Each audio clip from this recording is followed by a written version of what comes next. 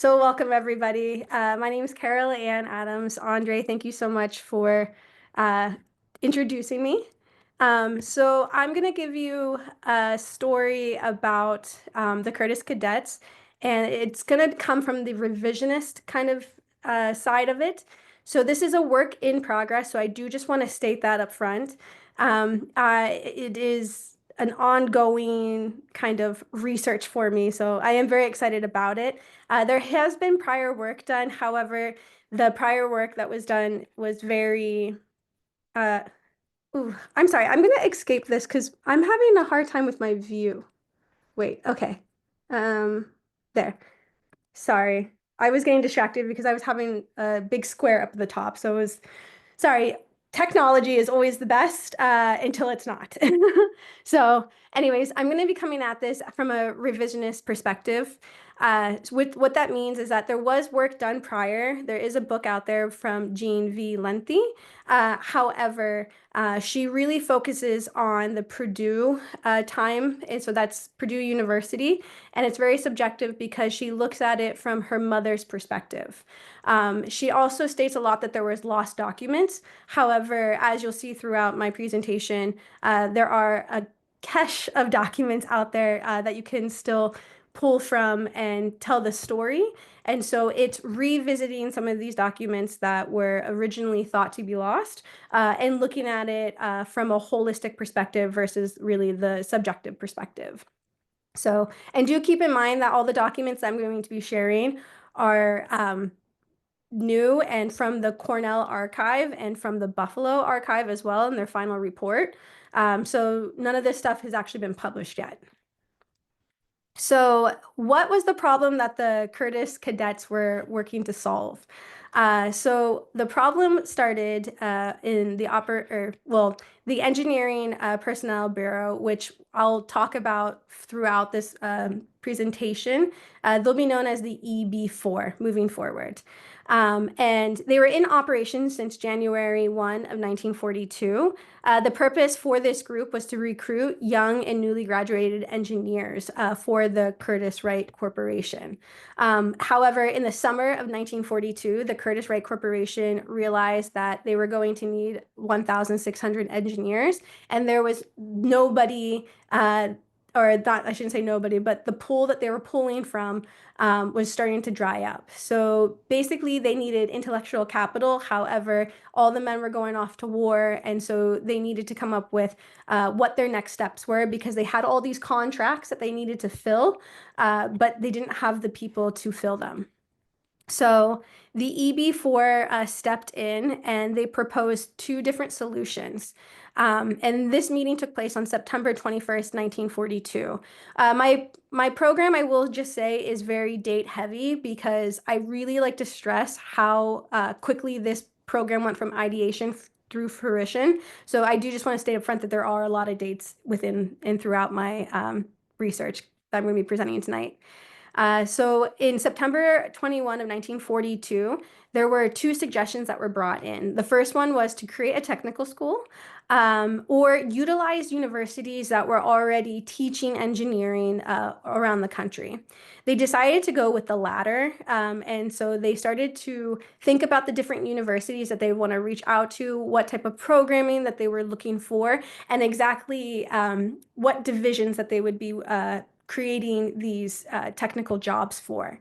And so they reached out to the engine, propeller, and airplane divisions to see if there was any want to have this program even started. Ironically, the propeller division said yes, they want 100 girls. The airplane division said yes, they want 600. However, the engine division said that they didn't want any girls originally.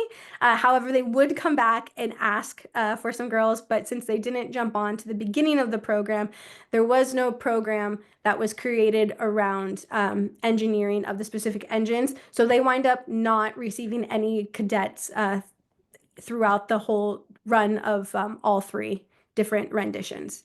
So whenever they were creating this program, they were really focusing on the propeller division and the airplane division. So now that they have a proposed solution, they needed to figure out how they were going to finance this.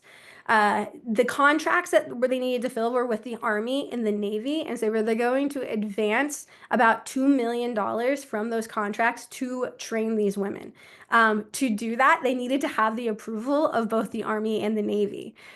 This is a funny area to pay attention to dates because here the Army gives the final approval that they can spend this money to do this program on November 30th, 1942, and the Navy approves it on December 7th of 1942. The EB-4 had the right from the corporation to kind of run with the program, and they took that very seriously because by October, so mind you, they didn't get okayed by the Army or the Navy to spend this money until November and December. By October, they had already sent letters and were coming together to create kind of the syllabus of what they were looking to do and how many schools that they were looking to have involved. So they kind of thought that asking for forgiveness versus waiting for permission was the way to go. And it did pay off for them because they did get that approval. So on October 12th of 1942, the Society of Promotion of Engineering Education sent out letters to 117 schools. 110 received questionnaires, meaning that they found that the school was a good fit for what the program that they were looking to kind of create. And then 102 of them actually said that they would participate after filling out the questionnaire. So schools that were being considered were Northwestern, Oklahoma, MIT, Carnegie Tech, NYU, Cornell, and etc. Factors that they look at to determine which school to pick was facilities, location, the educators, also the cost, because each school got to set the cost of what they wanted from the corporation. So the schools that they wind up settling on were these 8: Cornell University, Penn State University, Purdue, Iowa State, University of Minnesota, Texas University, RPI, and Northwestern University. However, before the program would actually begin, they would get rid of Northwestern University, so it would be down to 7 different schools. The way that they devised the program from the beginning is that each school would specialize in teaching exactly where the girls would be going after graduation. And so Columbus, Ohio, which focused on airplanes, we're going to get girls from Purdue in Minnesota. Buffalo, New York would get girls from Cornell and Penn State, and they would also be focusing on airplanes. Louisville, Kentucky, focused on airplanes as well, would get just girls from Purdue. St. Louis would get girls from University of Texas and Iowa State. And Cornell, New Jersey was the only plant that was focusing on propellers, and they would receive girls from RPI. And there's a specific reason why only RPI went to the propeller division, and I'll get into that a little bit later, but it really does come down to cost.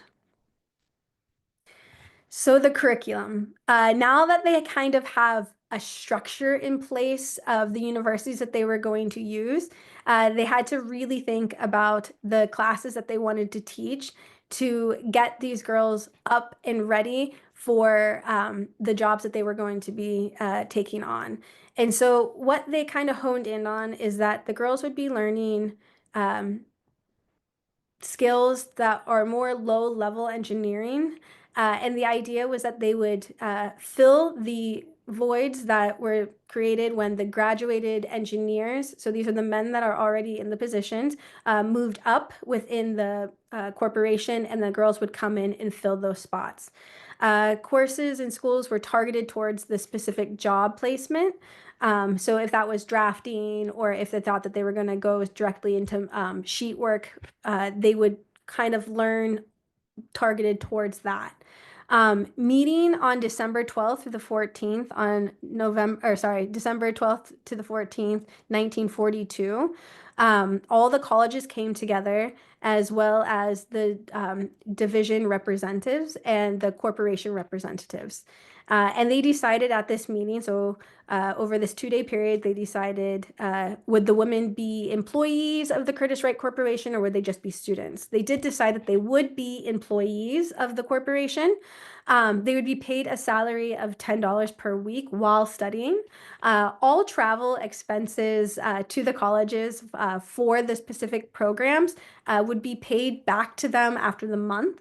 They could not attend the universities that they were already enrolled in. So, say if they were a student at Penn State, they could not stay at Penn State to continue in this program. They would have to leave and go to either Cornell or University of Texas or one of the others. And this is a big reason why they said that they would pay the expense travel, because if you are already a student at Cornell, then why would you want to pay to have to go somewhere else?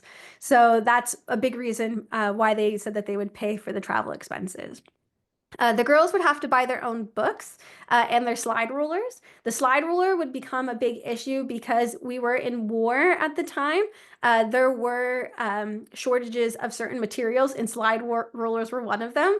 There were multiple letters that I read going back and forth between the schools and the schools and the corporation, the girls and the corporations complaining about these slide rulers, which I think is quite funny because today we rely so much on our computers. Even the beginning of this lecture is having a hard time with the technology. So I could imagine why there would be so much anger with not having the equipment that you need to kind of move forward with the program.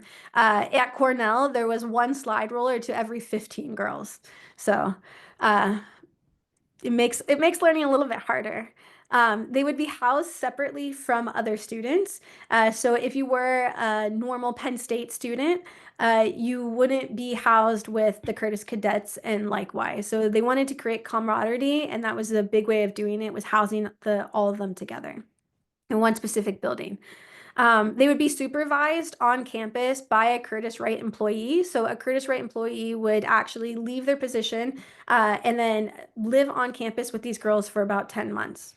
It would be a 40-hour work week schedule, and plants could decide if a girl was dropped, not the teacher. So even if they weren't doing great in school, it wasn't the teacher who got to decide if the girl got excluded. It was the plant in the end that would say, we don't want this student anymore. So all their grades and everything would always be sent directly to the plants, and then they would continually look over them throughout the period to see which ones they wanted to keep. They were paid tuition and board, and credit was a discussion that was continuously pushed down the road. But I do want to get back to this tuition and board. And the reason why this is really important, because this is the first time in American history that women are paid tuition, board, room, and stipend to go to school, all by a corporation. So as I'm talking about all of this, I do want you to keep in mind that this is something that was created out of need by a corporation. So this image right here is actually of the item list that they needed. And I just find it very fascinating because of the prices of stuff. The total of, I mean, I know if inflation comes into play, but even I recently had just graduated from Cornell and you couldn't even buy a book for $30.80. And so you were able to buy all your supplies for $30.80 here. And then some of these supplies that they needed, I just kind of find fascinating because it's a tool of the trade. So, so now that they have the kind of the guardrails of what the program is going to look like, they need to recruit the girls. However, to recruit, they need recruiters. And so what they did is they first took recruiters from the actual plant. And they borrowed about 3 men and 9 women to go out to these different schools and try to see if there were anybody interested in joining the program and at what type of caliber that they could get the women to kind of join.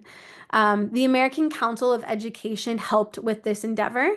They sent out letters and questionnaires to 2,000 technical schools with women students. They put out ads in school papers, technical magazine, radio broadcasts, and paid advertisement. The image here is actually from a paid advertisement from 1944, which is a later rendition of the program. However, it does give a good example of the mass marketing that was going on at the time to get this whole thing going. Recruitment, they originally thought it was going to take about 2 weeks to do. However, they did realize that this was a bohemian of an effort, and they were having a bit of a hard time reaching the numbers because they were hoping to get about 800 girls within that 2 weeks. So they do push out recruitment, and they set up headquarters in Chicago, Atlanta, Indianapolis, Kansas City, and Pacific. Sorry. I'm also suffering and getting over a cold right now too, so I do apologize if my voice is a little raspy. Um, but they do find that there are many girls that are interested in the program. And so if you were an interested candidate, you would be handed this brochure that you see pictured here. It's called the Engineering Cadettes of the Curtiss-Wright Corporation. If you were interested, you would fill out an application, you would receive this booklet about the program, and then you went through a whole interview process. Part of that process too is they would x-ray your chest, which I found very fascinating. They wanted to make sure that you would be healthy and fit to be able to finish the program, at least what they would be able to deem as healthy and fit. To be accepted, you had to be enrolled or completed your sophomore year of college. You had to be 18 years or older by February 1st of 1943. And you had to have completed at least one college algebra class or equivalent. They would actually use this math section to develop the different 4 sections for the females at each of the different schools. And so you weren't really broken off into what you were interested in, but more at how much math you have. So the results of all of this effort was after 2,000 school visits and approximately 3,000 girls were interviewed. 1,000 offers were made, 719 offers were accepted, and the 719 girls came from 261 schools east of the Rocky Mountains. So they did this in about 4 weeks, which is absolutely phenomenal, I think. The images that you see on this slide show what the schools desired versus what they were guaranteed versus how many actually enrolled in that school. If you see, most of the schools were guaranteed a specific number, but some got more, most of them got more, except for if you look down here at RPI, they stayed at 100. They desired 100, they're guaranteed 100, and they only enrolled 100. And that's because they wound up being the most expensive school for the Curtiss-Wright Corporation. So they didn't want to invest more into that. So classes started on February 15th of 1943. So from ideation to fruition. So this is back when they realized that they started hemorrhaging intellectual capital and that they were going to need women to fill these spots. It took 4 months and 25 days, or 147 days. Sorry, yeah, 147 days from that first letter to the first day of class, which to me, I can't imagine anything moving that fast now through the academic realm. So the status while they were enrolled at the schools, they were considered special students, but they received the same benefits as regular students. They lived in special unit dormitories, as I already was discussing. They required to conform to the existing campus regulations, meaning if they came from Penn State and they signed their acknowledgments at Penn State, that didn't matter. They still had to abide by whatever campus that they were on at the time. They attended classes 30 hours a week with 10 hours of supervised study. So that was how they made up the 40-hour per week for their employment. They were employees of the Curtiss-Wright Corporation. So even though they were students, they were directly employed by the Curtis Wright Corporation throughout the whole time. Upon graduation, they would earn between 130 to 150 a month. And then they were admitted into the Institute of Aeronautical Sciences as associate members.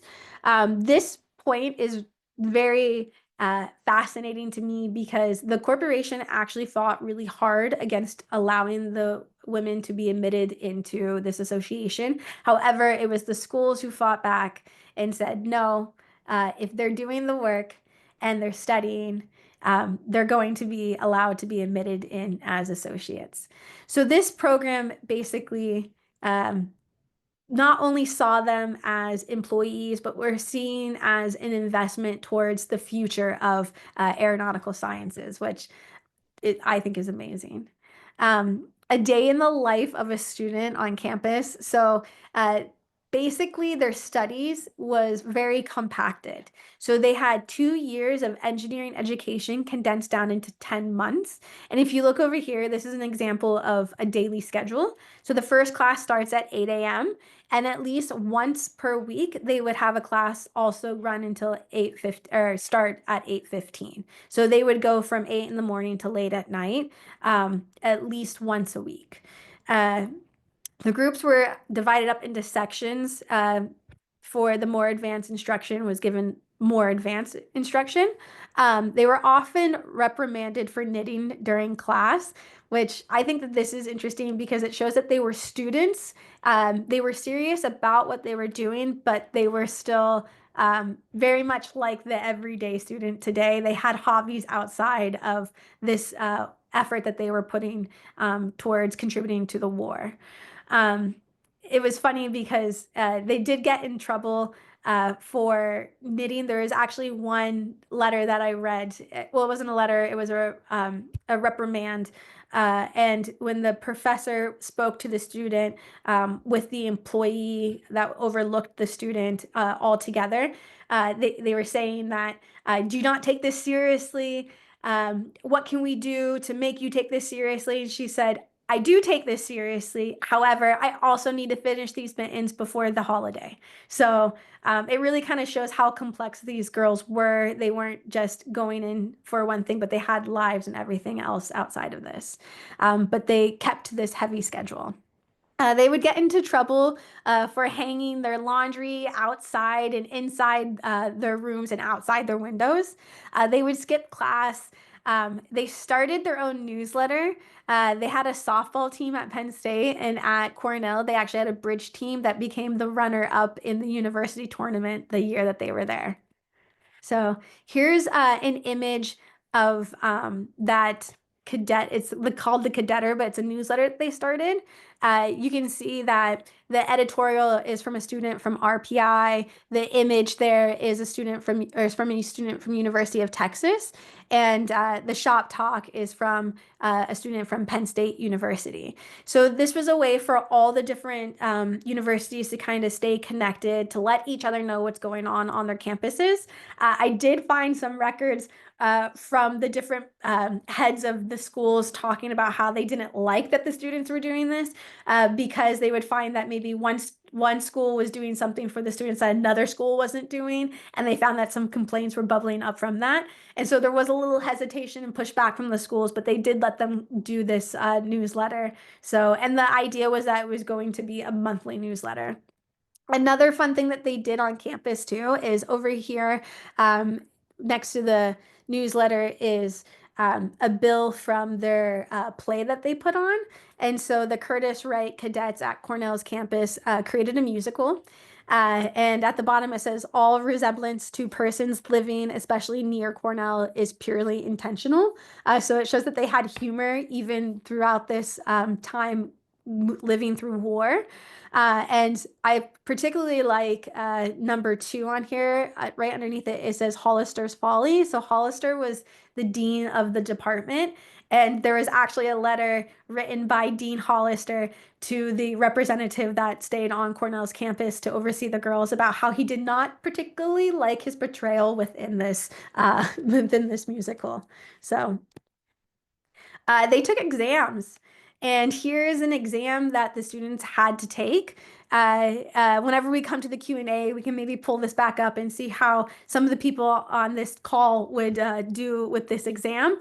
I don't actually have the key for it, but this is a real exam that the students did take. Some of the questions on here were three forces to be in equilibrium must be congruent, true or false. And then on the other page, you can see that there are actual images, and it says the force carried by the cord is, and they had to tell what that was in pounds. And so not only were they having fun, but clearly they were also invested in the curriculum as well. And just like any other students, you have some that do great and then some not so much.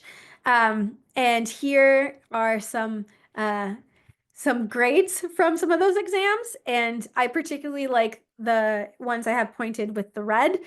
So here you see a menace. Underneath it says, trying will do no good.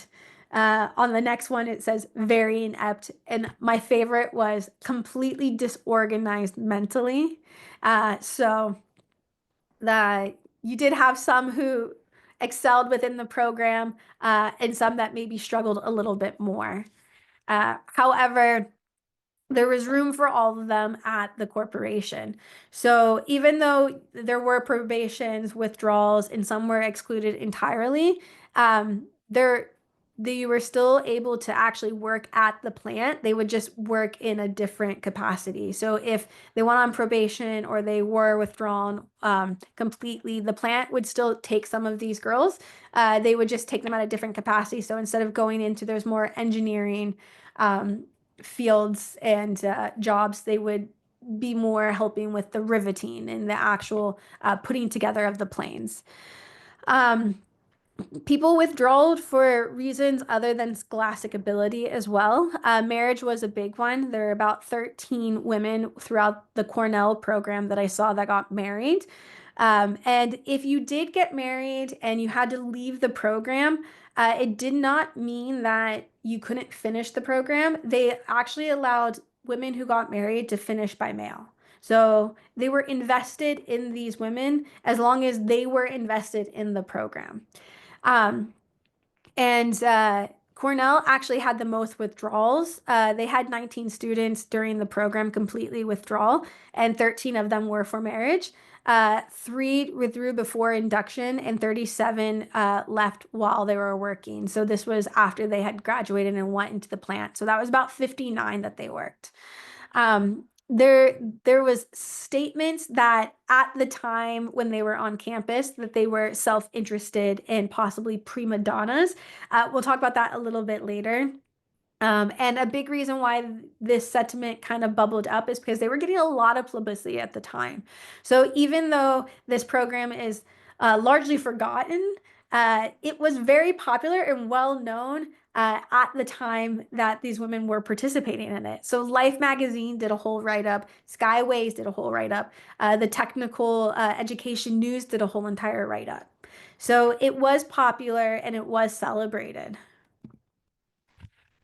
And like I said, even though some weren't doing as great, there were some in this program that were absolutely amazing. So they believe that maybe some of the selection was poor, but they don't think that any of them were as poor. The selection was as poor as if boys would have been being selected for the actual program. One college actually praised them as the best group of students that they had ever seen on campus, men or women. Another, it said, in 22 years of teaching mechanics, I have never had a class like my Division A, which is talking about those different sections. So each department broke them up into 4 sections. So Division A would have been the more advanced section for this university. A few of the girls in this program could, if further trained, compete with the best men in the business if prejudice were barred. This is particularly interesting, this comment, because if you see the image in the document that I have next to it, one of the big things when starting out the program was the problem of teaching women. So this is actually a document from that very first meeting in December where they were discussing the problems of teaching women. And then after the actual program is underway and they're able to sit there and prove themselves, you have a professor saying that they could compete with the best of men. So some of these issues that they originally thought were going to bubble up weren't actually a problem in the end. At Purdue, a final comprehensive test, including mathematics, applied mechanics, aerodynamics, was given to the cadets and boys who were 3.5 years into their actual aeronautical engineering degree. So, mind you, the cadets were doing 2 years condensed down into 10 months. And so they're competing against these boys that have been 3.5 years already into their program.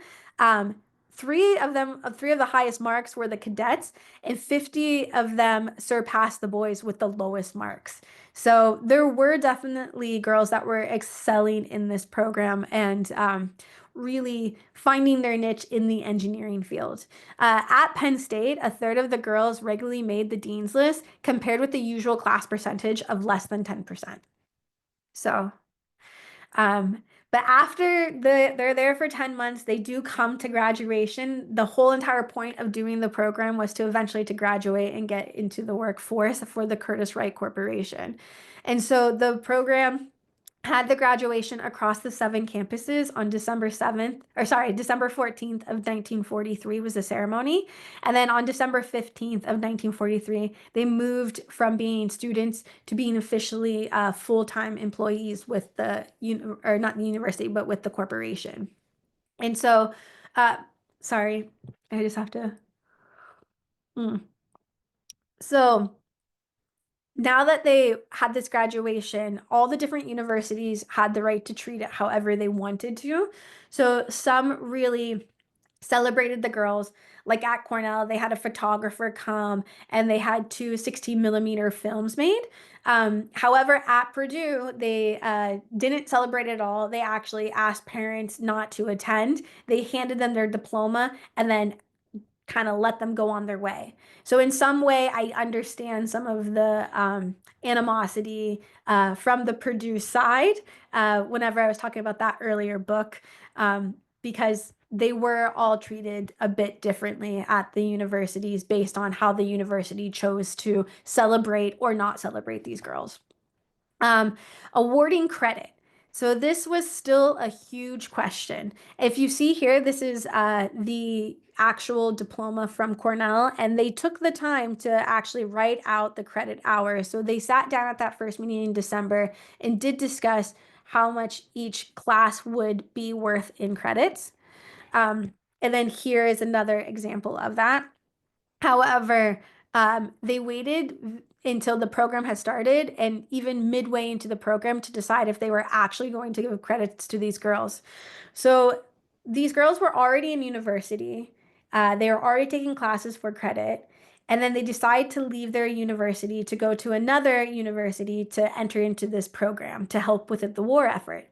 And so a big thing was, why would I leave my school where I'm getting credits, where I can graduate and go out and help in the war effort, instead of entering into this program if I don't know if I'm going to get credits or not. So a lot of the beginning letters was questioning this bit of credit, and all the universities said, we'll see, we can't guarantee anything, but there was never a no. One of the things that I found in the letters is that very early on, before they actually went out recruiting, Buffalo Plant already voted no to giving credit. So they threw it back to the universities to decide. They sat the fence for a very long time. Some, like Purdue, in the end decided not to give credit. So these girls that left their programs came here and did this for 10 months and then went back out. They thought that they might get credit in the end, and they didn't get any credit in the end for it. So they had to enter back into their university at the same credits that they had left years prior. Cornell is one of the universities that did provide credit, and that was only because July 14th, 1943, 5 months after the program actually started, it was the state of New York's education department that actually put pressure on them and said, you will give them credit. Cornell actually goes one step further. And not only do they award credit to the students, but they also offer them an extension of whenever the war is over, if you would like to return back to the university and get a full engineering degree, you are invited to do so. So we do have record of some girls actually taking them up on that offer. And that's part of the ongoing research that I'm doing, is trying to follow the line of some of these girls who attended Cornell specifically, because I do have access to all those records, and see which ones returned back, where did they graduate, and then if they went back out into the aviation engineering world. So whenever they graduated and they started to work, the plants were a little bit nervous that they were going to be overwhelmed with these women entering in, because you have hundreds of women coming from all these different areas. And so they decided to stagger the entry of girls, not to overwhelm the plants. One of the things that they found was the biggest issue was housing. So they were trying to house these girls everywhere. Be mind you, because there was 100 at least from all the different universities, but there were only 5 cities and 5 of the 5 plants that they were going to. So it was a mass inundation of the time for trying to find housing around the plants. So they were staying in mansions, hotels, extra rooms in local houses, churches. I even found some letters of a group of Cornell students that were camping until they were able to find actual housing. So on the average, their salaries were $32 a week for 40 hours.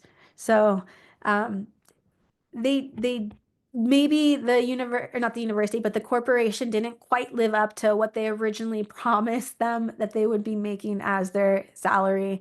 But yeah, the Army increased demand for the Commando C-46.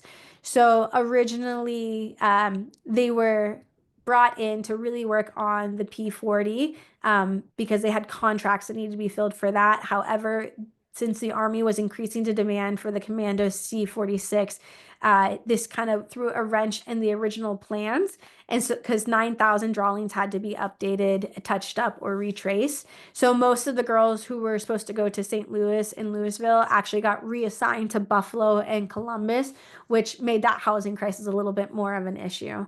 Girls would also go into research, quality control, aerodynamics, and inspection. Many were not happy with the work that they were doing because they didn't actually think it was technical enough for the education that they just received, especially for the girls that were assigned to those 9,000 drawings and updates and retouching. So uh, the corporation, though, kind of contributed the reason why the girls weren't as excited for the work that they were doing, is because there was too much made about them while they were in school, and when they were at the plants, not enough was made about them. And so this is a little bit where that prima donna statement comes into play. So the program, though, was considered to be a huge success. And so even before the first one was done, they were already talking about doing a second program.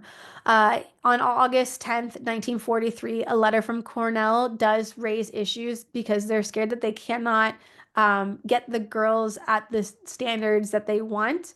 They believe that all the girls that could have done the program already did the program, and that they wouldn't be able to get enough girls to actually be able to enter in, and they wanted to raise the standards for it. Here you'll see on the side is a letter saying that they had not actually received the estimate for Cornell for doing a second program, and it was it. I found this one letter, which was an apology from the president of the Curtiss Wright Corporation to Dean Hollister, because Cornell sat the fence for so long if they were going to actually jump in and do the second program or not, that the president of the corporation went to Ithaca and knocked on Dean Hollister's door and asked him, "Are you going to join us or not?" Dean Hollister was actually sick at the time. And so he was not very happy to have somebody knocking on his door. But he did say at that point that they were not going to join. most of the other universities too decided not to join. So the second program was actually scrapped altogether before instruction was even underway. But they did go on to do a third and a fourth program. And I call it third and fourth just because there is a lot of records for that second initial program that they were going to do. That was 10 months after the first 10-month one that got scrapped. So, because the third and the fourth rendition was actually condensed down to 6 months, and it would just focus on airplanes going and girls going to the Columbus plant. So, on July 1944, 116 girls enter into the program for and they go to Purdue University for this. And then on October of 1944, once again, Purdue University is the only one doing the fourth program, and only 83 girls entering at that point.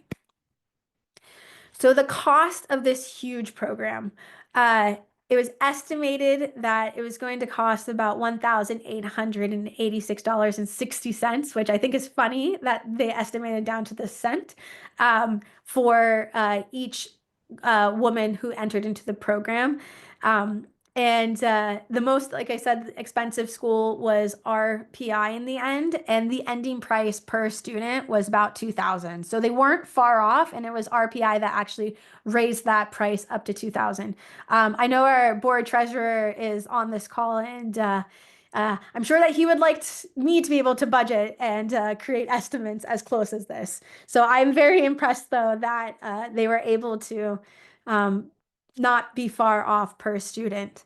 For teachers and salaries, Cornell estimated at the beginning that was going to be about $11,000 for full-time teachers. And this is what this document over here kind of reads. It talks about how many professors that they were willing to kind of give to it and what they thought that the salary was going to equate to. However, this winds up changing as it gets closer to the February date.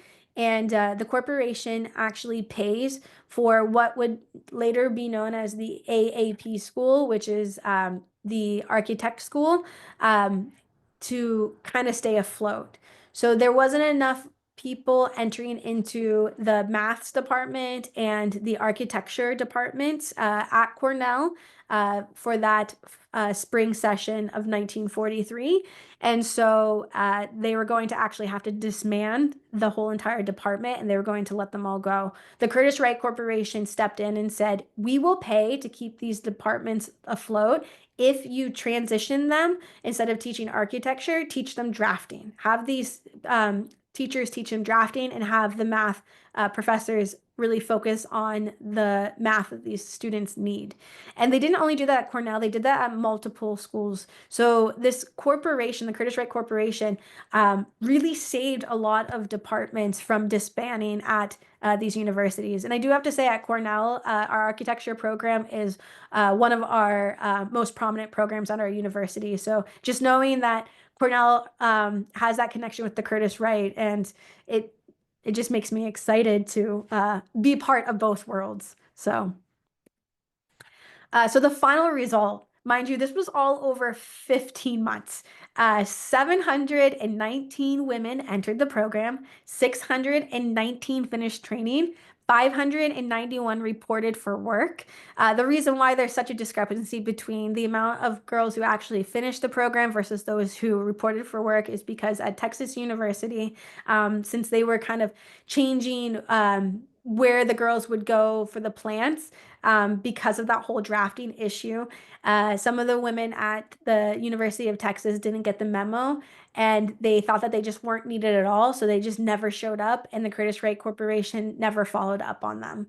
So on September 1st, 1944, 70% of the girls were still working at the Curtiss-Wright Corporation. So the turnover rate that they saw was pretty normal from what would have been just in a regular time of a time period of work, even if there wasn't a war going on. This was the first time, like I said, in American history that women entered the engineering field en masse and were paid room, board, tuition, and stipend to go to school. So, and a big reason why I really kind of got excited about this program and got involved in this program and even found out about this program, because like I said, not much has been written on it, is because of our P40 at the museum. So I'm sure that many of you know the story of this P40 from our volunteers, and we have some volunteers who have worked on it that's on this call. But we know from the serial number when this P40 actually rolled off um, of the conveyor belt, essentially. And so the likelihood of a Curtis cadet working on this P40 is very high. Also, it being a Cornell Curtis cadet, because Cornell was one of the main schools that really functioned at Buffalo, which is where this P40 came from too. And the reason why I find that very exciting is because it's a Cornell student who is fabricating the gear, which is the last gear that needs to be put in place for this plane to become weight bearing. So it's kind of full circle in that capacity. I like this story a lot too because we also have a commando. Our commando, though, is in 1943 as well. So yeah, it's just amazing to see these two planes that have a really lovely story um, kind of connected to these women. Back to also really quickly to the P40, our 2025, it's going to be the end of 2025. Our exhibition is actually going to focus on P40. So we're going to be turning this whole entire area into an exhibition space. And we're going to be telling the story of the P40 through its life, essentially. So we're starting with the Flying Tigers who made them famous, the Curtis Cadets who put them together, and then the volunteers who made the P40 that we have here. Brought it back to life, really, because it was shrapnel whenever it came to the museum. So the exhibition is really going to focus on just this one artifact that has been touched through these different lines of history.